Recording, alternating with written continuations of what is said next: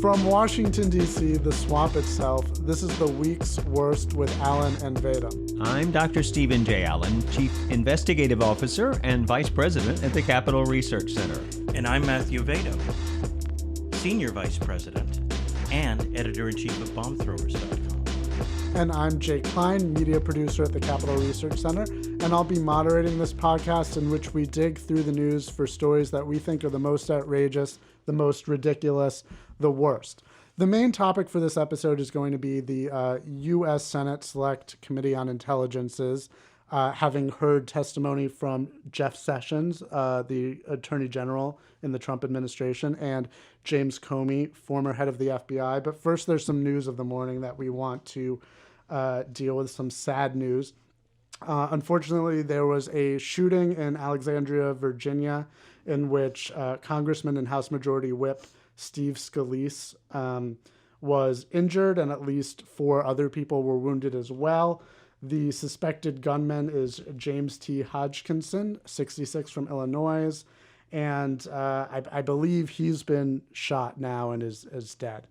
Any comments on this? And he said before he opened firing a reported 50 rounds or more, he asked, are these baseball players Republicans or Democrats? And he was told by Congressman Duncan Hunter of California, as I just heard on the radio, that they were Republicans. And then he more or less immediately opened fire on the crowd. And for those who don't follow this sort of thing, there's an annual baseball game between the Democrats and Republicans in Congress.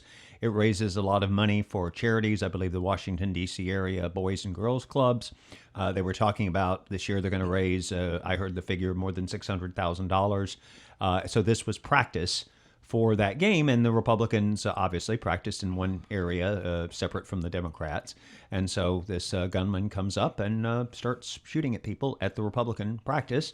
And then wounds Congressman Scalise. Also, according to the reports we have right now, and these are always subject to better reporting later, but one of the congressional aides, an aide to a congressman from Texas, was also hit, and I believe 2 members of the protective service that were sent there from the Capitol Police. And one of they're of course being described as heroes.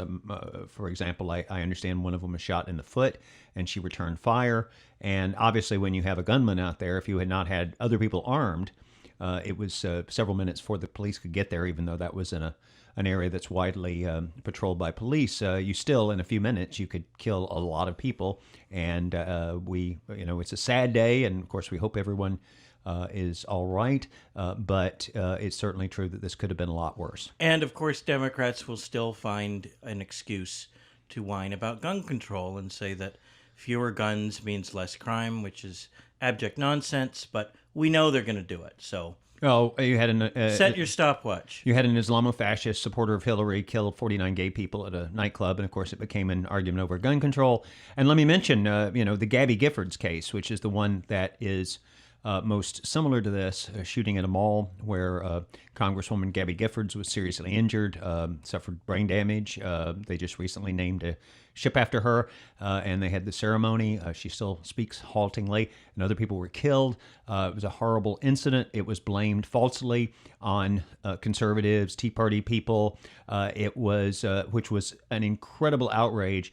One of the things they said was that Sarah Palin was somehow responsible because she had on her Political Action Committee website a map which was showing targeted congressional districts, which is a term that goes back pretty much to Abraham Lincoln, targeted congressional districts, and therefore she was targeting people to be shot. This was the subject of all 4 morning talk shows on the following Sunday of how the conservative and Republican and Libertarian and Tea Party incivility was the reason something like this happened. The guy turned out to be a lefty, right. hated George W. Bush. Steve, let's not leap to hasty conclusions. But I should point out that I broke the story. That would be so uncool. Right. I broke the story. I had the scoop. that, in fact, within an hour and 15 minutes after the shooting, that the Daily Kos, a left-wing website, was trying to get reporters to report the story, blame it on Palin and conservatives. And in fact, it was the Daily Kos that had posted an article when Gabby Giffords, even though a Democrat, had voted against Nancy Pelosi for Speaker just before this incident. And this left-winger had posted on the Daily Kos a story headlined, "Dead to Me."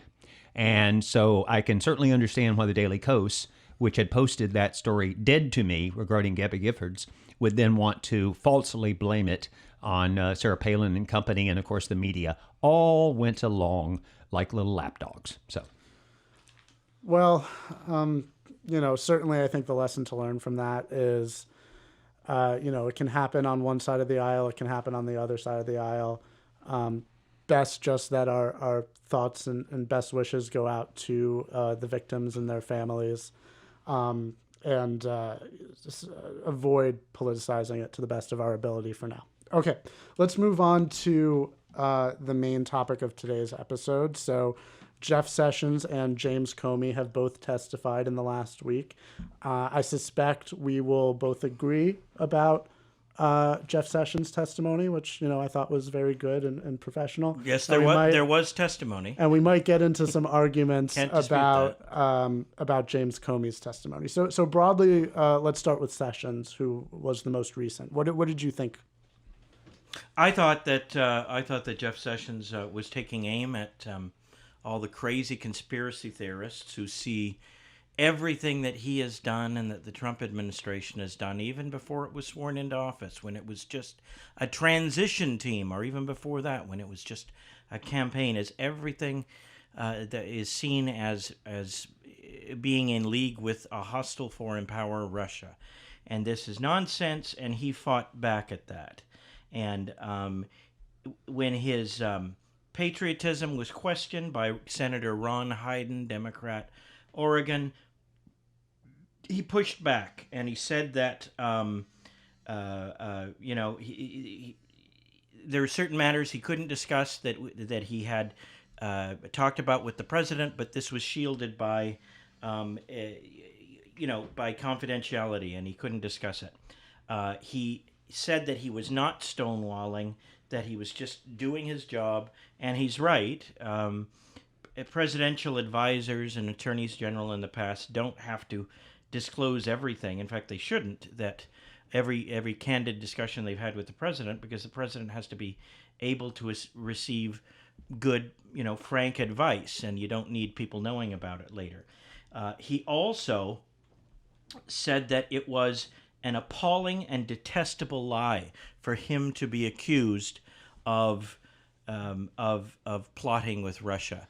And he pointed out he'd served this country for 35 years, 20 years in the U.S. Senate, which he was a member of up until a few months ago when he was sworn in as Attorney General. So Jeff Sessions was trying to set the record straight, and there was we saw a few flashes of righteous anger from the former Alabama senator. Yeah, where does he go to get his reputation back? I mean, here you have somebody who is someone who stood up to the racists in Alabama to get elected to office.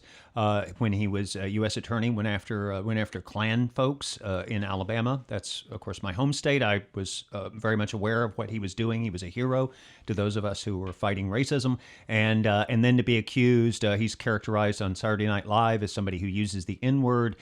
He's shown as a Forrest Gump character, that is to say, is what we used to say mentally retarded, a person who's challenged in that way.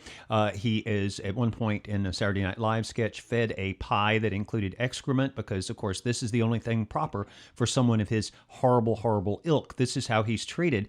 They make fun of his middle name, Beauregard, which he didn't pick, and that shows him, I guess, to be a redneck or something, because... Or a character in Gone with the Wind. Right, and of course, I remember the left they used to have a problem with making fun of folks for their middle name, but anyway, Anyway, so here you have Jeff Sessions. He's fighting these absurd charges.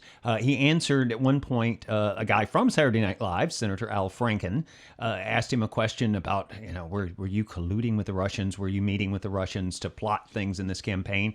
And he said that in the context of the campaign, he did have one meeting at the Republican National Convention where there were 100 people there, 15 ambassadors, and this is a long-standing thing where they bring in the ambassadors. Ambassadors are kind of like the PR people, the people who shake your hand at receptions and have dinner with senators in the Senate dining room. Britt Hume of Fox News was recounting how the last time he was in the Senate dining room, he saw Kislyak, the Russian ambassador, having dinner with a senator, and nobody thought anything of it. So here Sessions runs into him at this thing, and that supposedly is part of the spy effort, and then later has a meeting. It's on his public schedule, and in the context of him as a member of the Armed Services Committee, this is seen as somehow sinister. And then now the new thing that came out, and this shows you what kind of person Comey is. He says, well, I can't talk about it in open session. And it turns out that there was some sort of meeting at the Mayflower Hotel, which is a hotel near where we are right now. I've stayed there back when I was a kid going to political conferences. Very expensive especially for a kid on your savings. And but he ran into him in the hallway or something. Nobody seems to know exactly what it was. And I love it how the people on the other side, they refer to Kislyak as a spy master. I've heard at least 3 congressmen in the last few days refer to him as a spy master. And this is the ambassador who's probably the most monitored person in Washington, D.C. There's all kinds of, everybody knows this. Everything he says is, to any American is recorded, certainly. And the idea that he's the spy master is the guy you don't know his name. And that's just, it's so absurd. I would call it a lie when they call him that. He looks physically more like the donut master, but yeah, and so here Sessions is doing his job as a senator, and then he becomes attorney general, and of course they just unleash this campaign of hate against him, and which is what you're seeing in Washington D.C. these days. So he fights back, and he says, at one point, Ron Wyden asked him to comment on this secret information, and he said, "Well, you tell me. You were in on the meeting. You heard what it was. I wasn't there. Why are you asking me about something that you know about and I don't?" And the idea. Did they think this is like that TV show, The Americans? Where you have the deep undercover Russian agents planted in the United States, and they speak English and have kids, and the kids don't even know they're spies and so forth. Is that what Jeff Sessions is? They planted him in Alabama during the Cold War so that they could have him surface today. It's just, it's so funny, and yet there are so many people who believe this nonsense, and that's how we got to where we are now. Just to give a little bit of context, James Comey was asked during his testimony why he made some decisions in regards to communicating with Jeff Sessions, and he said he knew Jeff Sessions was likely to recuse himself because of a matter that he could not discuss in open session. It's not clear that he was referring to the incident at the Mayflower Hotel where he was just in the same building as Kislyak. But either way, I agree with you entirely that the questioning Sessions on what this was, when even if there was something, the senator could not have said it in open session, was a clear political tactic. So it's ridiculous. That's one of the ways the smear merchants work in Washington. One of the ways is you have investigations that just go on and on and on. And this one's been going on now for, what are we, 11 months now, something like that? And they never end. And I've discussed that on the show before, where the investigation of Newt Gingrich into a matter that I was peripherally involved in, and he had been cleared in an IRS report, and then the IRS agents were ordered by the Clinton people not to release it so that Newt would always be under a cloud. I was at another organization that was investigated because of charges made by our political opponents, and we were found innocent, and then they just never told anybody that we had been found innocent. So we were always under that cloud, and you can't raise money, you can't do a lot of things. People think you're a crook, and that's how it works. And the other thing is you hide behind classification. You say, oh, well, I know something you don't. And one of the things I've learned from my experience with the intelligence community is that often they just don't. And I'm not being critical of people in the IC because they're often asked to find out things or make judgments about things that they just don't have enough information to make those judgments. So I'm very sympathetic to them in their plight in that regard. But so often, most of the time in a political context, when they say, oh, well, I know something you don't, they're either lying, or when you finally find out what it was, it turns out it was either nothing, or they just completely misinterpreted it, or they put their political feelings into it and they made the judgment on that part. It's a scam. No one should ever be allowed to get away with, well, I just can't tell you in an open session. So it seems like broadly, Sessions' testimony was well received. There was not a lot of criticism in the mainstream media, as we've seen with other testimonies previously. But there were two big criticisms that were leveled, where it was reported on. And one was Jeff Sessions repeatedly answered questions with, I don't recall. Which some perceived as a tactic to avoid answering. And the other is that Democrats were furious because Sessions refused to talk about private discussions he's had with President Trump, which Democrats said there was no legal grounding for doing, as he did not openly invoke executive privilege. So what are your thoughts on those issues? Look, people say I don't recall in order to get out of answering questions, in order to effectively lie by not answering a question that they know the answer to. They also say it because they can't remember. And, I have a hard time remembering what I had for supper 2 nights ago. So to ask, one of the things that they do, it's called a perjury trap, is you set up a situation where somebody is forced to answer a question that they may not remember all the details. Were you at that meeting with that fellow 17 months ago? And they legitimately don't remember. If they try to answer it and then give some information that turns out to be wrong, and people's memories are very flawed. I've studied eyewitness testimony and how often people remember things very clearly that never happened, and you're talking about something that you had no reason particularly to remember at the time in a lot of cases. Then it's better just to say I don't recall if you don't really recall. So okay, I can see where somebody would interpret that as his way of avoiding it, as we did. People on my side of the investigation of the Clintons, when Hillary would go before a grand jury and she would say, I don't recall, what was it, 134 times? I forget the number, but a huge number of times. It was to the point where Rush Limbaugh did a famous parody of her singing, the song "Try to Remember," and so we look at that and we see evil, and people who are defenders are going to say, well, they just don't really remember. So that happened. It's going to happen in this case. And it is ridiculous because so many of the questions he was asked were either really small details of things that happened months ago that are important now because of the investigation that's going on, but certainly were not particularly noteworthy things at the time, such as was he in the same building with Kislyak at some event, not even next to each other necessarily. Or in a room with 100 people, including 14 other ambassadors. Yeah, and then also... Which keeps being referred to as a meeting, even though... only in the broadest sense of the term could it be called a meeting. Right, and then also things about them... The senators asking for details about other people associated with the Trump administration who Sessions is not. And so he would not necessarily recall details of all of their goings on. So I think that's a ridiculous criticism. And what about his refusing to answer questions about conversations with Trump? Matthew, I know you answered that a little bit earlier, but do you want to go into more detail about how that functions legally? Well, he was asked questions about whether pardons were discussed, for example, in connection with this ongoing saga. And he said that he is not, I don't think he said I don't recall. I think he said that he's not going to answer that question. That's correct.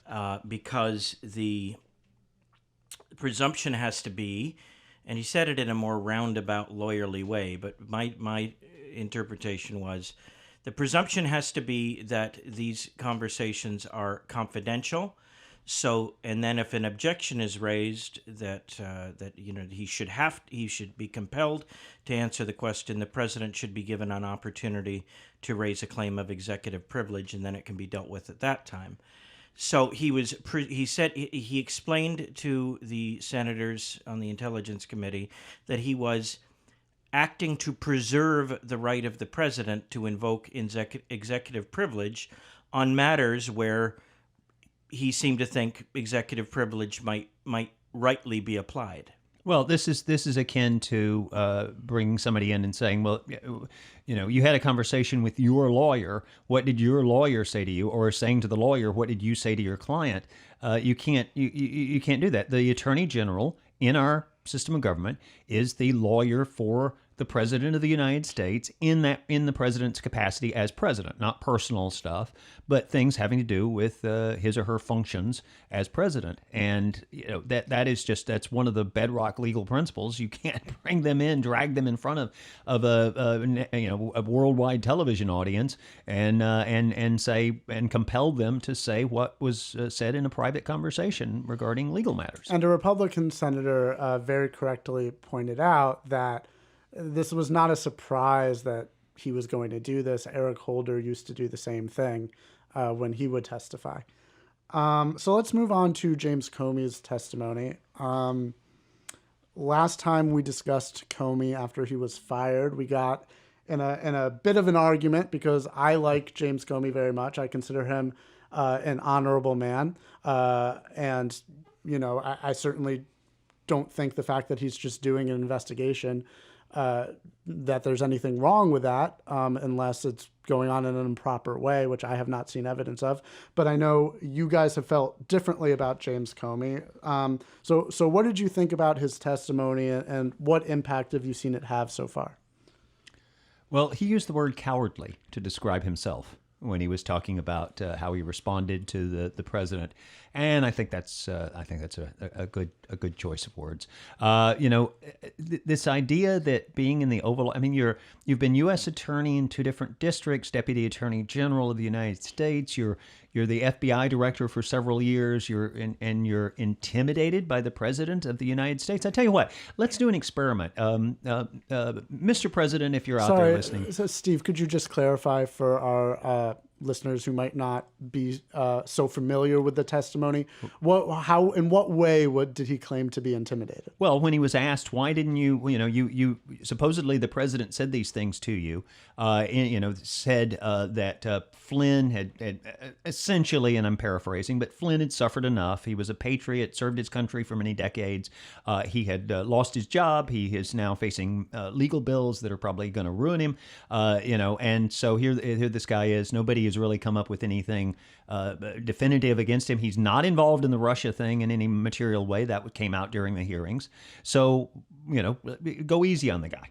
And now I'm not saying that's what happened. I'm saying this is my characterization of what Comey said, and I think it's a fair characterization, not necessarily what actually happened. But still, in his interpretation, that's what the president said regarding Flynn, which, by the way, the president can pardon Flynn. He could legally say, I want you to shut this investigation down. Don't do it anymore. I mean, that is within his legal authority because the FBI director works for the president of the United States. But in any event, so Comey at the time doesn't report it. He doesn't go to the deputy attorney general, who's his immediate superior. He doesn't go to the White House counsel and say, hey, you can't have the president talking to me like this. And obviously the president's not a lawyer, so there are times when he might say something that a lawyer would know not to say that he's not going to say, that he would go ahead and say because he doesn't know any better.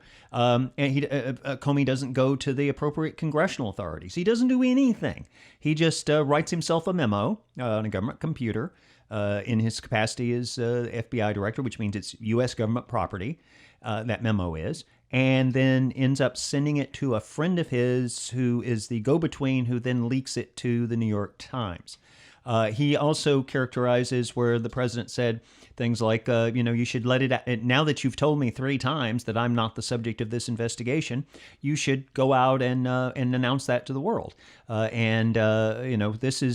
This is something that, again, what they do in Washington is they investigate you and it never comes to an end. So they just never announce that you've been cleared, even if you've been cleared. So the president's trying to get him to do that, and that's totally proper. Nothing wrong with that. And yet he characterized it as something sinister. Well, hold on, Steve. Let me stop you there, because he did comment on that during his testimony and gave a very specific reason for why he did not say that publicly. The duty to revise? Is that what we're talking about? Yes, which of course we saw him run into issues with that when it came to Hillary Clinton.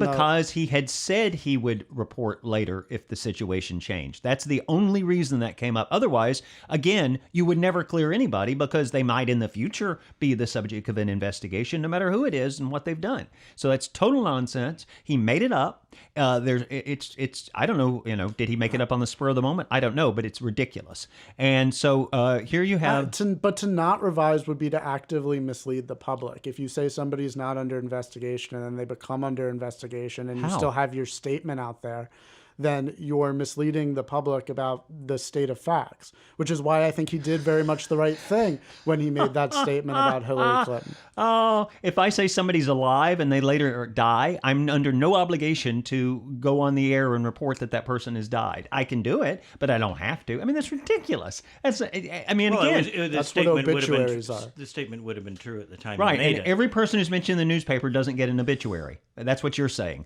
That you have, if you say that person's alive, you have a duty to come back later when they're dead and report that they're dead. And no, you don't. And he doesn't have any obligation. I mean, that would be absolute. You could never say that anybody was not under investigation, and you could accuse anybody of anything. If you were a senator, you could say somebody's under investigation, and then the FBI, well, we can't say he's not. And then it would the word in the press would be that he was. Look. Repeatedly, Comey referred to himself as being stunned that the president would ask him this. Well, he wasn't stunned enough to report it. And by the way, on May the 3rd, after this, he said he had not been intimidated to drop the investigation under oath. So when did it change? Well, it changed when Trump criticized him and called him a showboat.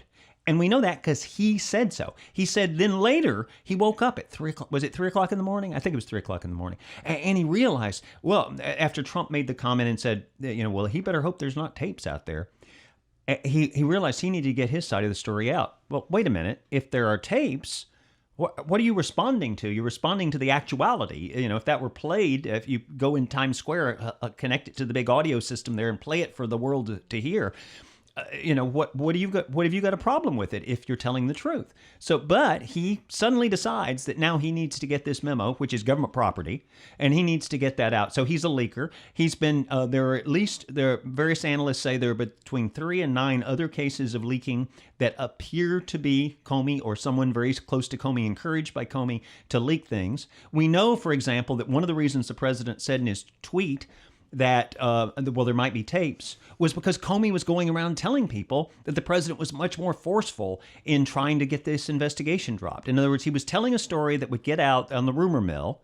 And then when Trump says that about the tapes, then he sort of steps back a little bit and he gets a more nuanced, careful version out. That's what people do when they've been, I know I won't even call it lying, because if you talk to your friends, you ever told a story to your friends and you kind of embellish it a little bit, and then you get caught because it turns out somebody else saw what happened and then they know that your embellishment was there. I think it's something like that with this regard. But my point is, he kept saying he was stunned. He didn't know what to do. And he called himself a little cowardly for not saying to the president, Mr. President, you can't say things like that to me. I don't want a coward as director of the FBI. And let me make this very clear. I get, you're in to see the president. The president's a big, important guy. As a reporter, I was going after like the number 2 guy in the state legislature when I was a teenager. Okay, this doesn't mean anything. And what I was saying earlier, Mr. President, if you're listening, and you'd like to be a guest on this show, we'll have you in. And I'm going to ask you some really tough questions because as much as I respect the office of the presidency and so on, I would absolutely go after a lot of things in a discussion with you because I'm not intimidated by the President of the United States. And I'm not FBI director. Isn't that funny how that works? I don't recall James Comey actually ever describing himself as a coward or intimidated. I think what he said was he was shocked, if I recall correctly. He also said cowardly. Did he actually say that? Yes, he said he felt it was a little cowardly. Okay, fair enough. But either way, he's somebody who has said, if there are tapes, I want to get those tapes out there so that they can corroborate the version of events that I have presented. And yet he clearly felt he Trump had to has respond to hinted that. Clearly Trump has hinted there have been tapes, but we're not seeing tapes. So why is that? Well, there probably aren't tapes. It was probably the president trying to intimidate Comey into telling the truth. If I think somebody's lying about me, I could very well say, you better be careful because there might be a tape recording of that conversation. And then that changes that person's behavior. And we know it changed Comey's behavior because he said it did. And then he did this leaking, which is highly improper. Hold on. He didn't say that it. Yes, he it said he changed woke his up. behavior He woke in up terms at of 3:00 in the morning. Yes. And decided to leak the memo. Steve, may I? Yes, that's what he said. He did not say that it changed the way that he talked about it descriptively in any sense. Just that in that he chose to. I won't necessarily. I don't know. Perhaps the right word wouldn't be talk about, but reveal it publicly. Yeah. But that's nothing descriptively was changed there. Right. I'm saying it changed his behavior and that he had not released the memo, and then he decides to release the memo, which is our property, and which is totally improper for him to do, and to release it to the New York Times. I mean, look, we're not talking about releasing it to the appropriate congressional committee or other authorities. We're talking about releasing this thing. And by the way, conversations with the president, sometimes there are situations where they're automatically classified when you're talking about top officials talking to each other. And that's because the president needs to be able to talk to his top advisors. And if they decide to bomb a certain city or something like that it not leak out without, you don't have to go through a classification process for that to be classified. But in any event, he didn't care about any of that. He cared about, as he said, getting a special counsel appointed. And then who gets appointed? His mentor gets appointed. And then who does he hire as his first 4 lawyers? 4 contributors to the Democrats. One had made small contributions to Republicans as well. But that includes a woman whose job was to keep the FOIA requests, the information requests, from applying to the Clinton Foundation during the Clinton email scandal. So this is someone who was essentially a lawyer for Hillary Clinton during the email scandal where she confessed to stealing 66,000 government documents. And that's on the team. And also on there is the lawyer who represented the U.S. in the Arthur Anderson case, where you had a company that went from, I believe, 28,000 employees down to 200 because of a conviction for obstruction of justice, which the Supreme Court threw out 9-0, saying that the government had had caused to be given a false instruction to the jury that you didn't have to know what you were doing, that you could do what you were accused of being obstruction of justice, and that you could do it honestly. This was involving Arthur Anderson financial records, which were destroyed, and that you could do it honestly, thinking you were perfectly right legally, and you could still be convicted. And the Supreme Court said that's ridiculous. And they threw it out 9-0. And the person who did that. So there's actually an article by Jonathan Turley, the law professor, on this fellow and what that means in terms of how they're going to go after the president, possibly on obstruction of justice, when clearly that's not what we have. It's not obstruction of justice to say the guy who I could pardon with the stroke of a pen, that he's innocent and he should be treated accordingly, or he's suffered enough for whatever little offenses there might be, and he should be treated accordingly. I can't speak to the lower downs in the investigation, but Robert Mueller is somebody that everybody across all sides of the aisle has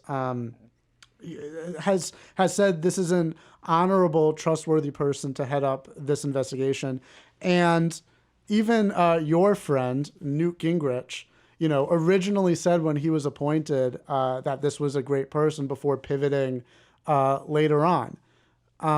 So I know everybody's a hypocrite. I can't help but think that criticisms of Robert Mueller just might maybe be politically motivated. Right, and all the Democrats wanted Comey fired until he got fired, and then they didn't want him fired. I get it. It's Washington. It's politics. Everybody's hypocritical. It wasn't that they liked him in that. That's not fair to what they were trying to say. What they were trying to say is that we're concerned about the reasons and the timing of his firing, not that they loved James Comey and were oh so happy with everything he's ever done. I know. Now he's everybody's hero, and he was the GOAT. I get it. It's Washington. The sides switch based on the which way the wind is blowing and who you need to destroy to have a good argument. I get that. But the fact is, this was before he did the things that he's done and the revelations that we've had, which is that his protege said to Congress and on national television, international television, that he had helped engineer Mueller's appointment, and that's why he leaked this memo. And then you have the people. It's bad enough with the Justice Department. 97% of the contributions from the Justice Department in the Hillary versus Trump went to Hillary. So you've already got a hostile environment there, highly. And I've written a lot about how really bad and anti-democratic, small d, the people at the Justice Department have been over the last few years. But anyway, it's bad enough. But then then you make no effort to really. There are plenty of conservative lawyers, Republican lawyers, people who supported Trump, say, but are considered so honest that they would go wherever they need to go. And that would help make it a little better in terms of people trusting this investigation. But right now, you're not allowed to have a special relationship with a witness and be the special counsel. And I think being somebody's mentor is a special relationship. I think the person helping you get your job as special counsel is a special relationship. And then the excuse they've made is, well, he's not going to be a witness because none of what Comey said is going to be needed in this investigation. Well, then why was this the testimony of the century, the way it was characterized pretty much by the media and by the Democrats? One contradiction after another, and none of it holds up. I didn't really see contradictions. I think we'll leave discussion about Robert Mueller there just to stay focused on the testimony itself. But personally, I think a broad swath of the right, just from a political standpoint, are playing this totally the wrong way, because I think there's so many things that Comey said in this testimony that are favorable to them. Number one, he confirmed, which he had not previously done publicly, we'd only heard it from Trump and the administration, that Trump was not, at least in his time at the FBI, under investigation. He also spoke very negatively of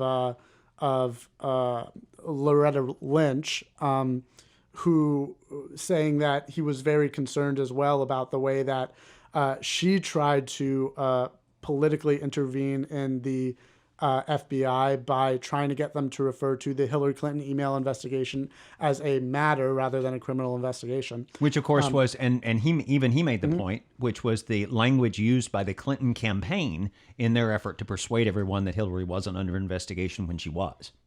So it was a deceptive term, and he was ordered to do, and he did it. And he refused that order. Well. But he didn't do it. He refused that order and continued to refer to it as an investigation. He didn't call Lynch on it. He didn't expose her at the time. Nor did he expose Donald Trump at the time. He only exposed Donald Trump after his firing became a news story. And when there was and we're in a little bit in the dark on this because they refer to this document and you hear different versions of what it was, but it appears to be a document between two officials, which indicated that Loretta Lynch was in the tank, that she was going to protect Hillary. And then he confronts Loretta Lynch with this, according to his account, and there's steely silence. And then she says, I forget the exact terminology, but something like, well, if you don't have anything else to say, why don't you get out of my office? Words to that effect. But again, what did he do about it? That's the question. He didn't do anything about. What he did cowardice. To Loretta Lynch was say no and not do that. And what he did when he felt like his independence was being threatened by Donald Trump was tell Attorney General Sessions, please speak to the president about proper and professional chains of communication between the president and the head of the FBI. So he did very similar things in both cases in terms of how he handled that, which is he went to the appropriate authority and said, let's not have it happen this way. And when he cleared Hillary, or did whatever he did in that famous statement where he said she was guilty, but he wasn't going to go after her for indictment.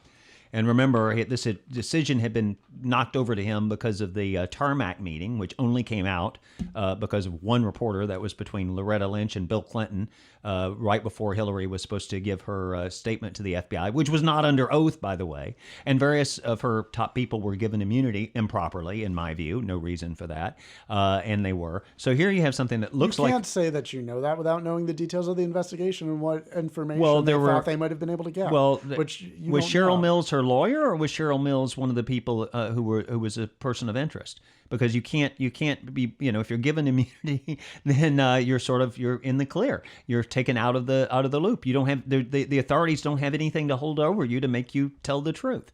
And so that's what happened in the Hillary investigation. But in any event, Hillary confessed. Immunity is a tool that law enforcement can use to get people to tell the truth when they otherwise might plead the fifth. But the point is that he had Hillary's confession. He then concocted this idea that she had to have essentially evil intent, when the intent is to do what she did. In other words, did she accidentally put her emails on a server because she didn't understand how email worked? Or was this something to divert the emails to? Well, she put a server in her basement, for goodness sake. People, that is not an accident. And and yet he lets her off the hook. And he says, well, no prosecutor would bring this case. Lots of prosecutors contradicted that. Invented the intent standard, the intent test. Right. Because it's not relevant in Espionage Act or national security prosecutions. Let's move on from the Hillary Clinton investigation, though, because luckily for us, that is old news by this point. She is not president. And thank God for that. And thank God for that. But the one other thing I wanted to mention of why I think the right is playing this wrong and should be talking about this testimony as a great thing for them is he also called out the media for being inaccurate about the Russia investigation repeatedly, specifically in regards to a at the time, major New York Times article from February saying that there had been repeated contacts between campaign members and Russian intelligence, which he said was essentially completely untrue. And that's why there was the president wanting him to announce that he was not the subject of the investigation, that he told him that he had said to the president three times. Here in the New York Times, which people on the left actually believe, is saying this, that there's in a tone of this is the smoking gun. This is it. The Trump people are Russian spies. We got them. And it's affecting the president, his ability to get everything done, and he wants to be cleared because he's innocent, and that's what everything points to, is that he is in fact innocent, and he's asking him to do that. And this is treated by people on the other side as if, oh, well, he's guilty, but he's trying to shut down the investigation. It's a different thing if you're innocent and you want to be cleared as you are in fact innocent. It's not, obstruction of injustice is not the same as obstruction of justice. Okay, so before we wrap up the episode, we should deal with just one more important topic from this, because the big story going into the testimony, and we've heard broadly less after it, was could there possibly be an obstruction of justice charge against Donald Trump for the at least perceived, perhaps factual interruptions in the independence of the FBI. So one story that was run after the testimony was former Assistant Special Watergate prosecutor Nick Ackerman said in an interview to CNBC that there is, quote, no question Trump is involved in an obstruction of justice. He elaborated that obstruction of justice is an intent crime. If his intent was to impede, interfere, or stop that investigation, that's obstruction. And obviously that's specifically in regards to what Trump told Comey about hoping he could let the Mike Flynn investigation go. So what do you think about that? Could there be an obstruction of justice charge? Good Is luck this proving guy that. credible? Yeah, good luck proving that. I don't think that's going to be taken seriously. This is a never Trumper desperately grasping at straws. There's no underlying crime. They're not covering up anything, and to divine from President Trump's on the record comments and public statements any kind of malicious intent, any kind of bad intent, corrupt intent, is going to be impossible. So that's my view as a non-lawyer. What does the actual lawyer here think? Impeachment is something that happens if the politicians want it to happen, and doesn't happen if they don't. And unfortunately, the Republicans are, many of them are either never Trumpers or they're wimps. And so they just sort of sit there. They don't go after Loretta Lynch when the opening is there regarding that obstruction of justice. And so I think, it doesn't really matter what's true in that regard. They're going to seize on this and they're going to claim it and they're going to say it over and over and over and over again and run hours on MSNBC every night about it to the point where many people are going to believe it. Probably 44% maybe of the people are going to believe it. And then we'll see what happens from there. But no, in the real world, which unfortunately is not Washington, but in the real world, that would be ridiculous, particularly because the president is the chief law enforcement officer of the United States and is given broad. You have to, if he stopped an investigation, you would essentially have to prove, to get obstruction of justice, that otherwise he would have been the person brought down by the investigation. Or you have to make a threat, and it has to be very specific. Or, I'm going to have you killed. That would be, if you investigate this, that would be an example of a threat. Or it has to be something corrupt, meaning that he would have been the target of the investigation. And the one thing we know is he was cleared. So that can't be the case. But again, this is Washington, not the real world. Also, as we learned from the Hillary Clinton investigation, the bar for proving intent is really, really high. And, it's very well possible that by saying, I hope you can let this go, he intended to stop it in a malicious way, in my opinion, at least, perhaps not yours. But it's certainly not provable in a court of law that's what he intended by that. I mean, there's so many other possible interpretations, many of which you've discussed and other people in the media have discussed. As was pointed out during the hearing, nobody's ever gone to jail for obstruction of justice for saying, I hope. I get it if you think Donald Trump is a combination of John Gotti and Adolf Hitler, that you interpret that as an intimidating thing to say, but you can pretty well interpret anything he has to say as intimidating if that's what you think about Donald Trump. Okay, so, any last thoughts on Comey's testimony before we wrap up? I have sympathy for Comey. Look, he's this guy who clearly, I don't mean that as an ad hominem that he's a coward. I think he's shown that he's not willing to stand up to people above him. That's a personality trait. Unfortunately, when you're in politics at that level, people do get to analyze your personality. I think he tried in some way to be honorable, and now he's in the position of covering himself and trying to make himself look like the actions that he took were reasonable. And it's a combination of self-delusion. You always think that you were doing the right thing at the time, and just being a politician and trying to survive in Washington. This comes out of the FBI. I remember at one point during the hearings, he said the FBI has been traditionally independent. That's nonsense. The only reason the FBI was traditionally independent is because J. Edgar Hoover and his sidekick Mark Felt, who turned out to be Deep Throat, that they had all the blackmail files on everybody. And if when the Republicans found out that JFK was sleeping with an East German spy, they went around to him and said, well, guess what? We'll find out this thing about your sister or your wife or your brother or you, and you don't want that out, so you're going to drop this investigation. That's where the FBI was traditionally independent, because it was a law unto itself.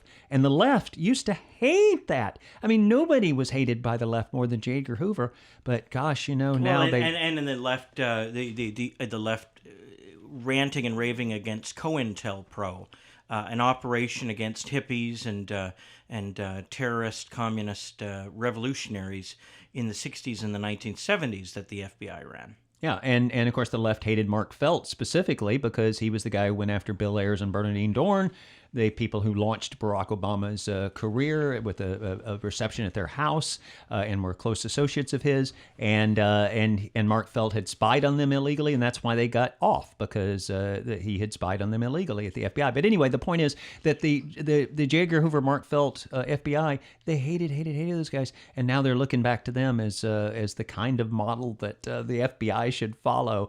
And I think people switch sides depending on whichever argument works for them. I couldn't have said it better. That's our show. So I won't. That's our show for this week. We'll be back next week, and we hope you'll join us. If you're not already, please subscribe to this podcast on iTunes and Stitcher, and follow us on social media at Capital Research Center on Facebook and YouTube, and at Capital Research on Twitter. I'm Dr. Stephen J. Allen, Chief Matters Officer and Vice President of the Capital Research Center. And I'm Matthew Vadum, Senior Vice President at Capital Research Center. And I'm Jake Klein. Thanks for listening.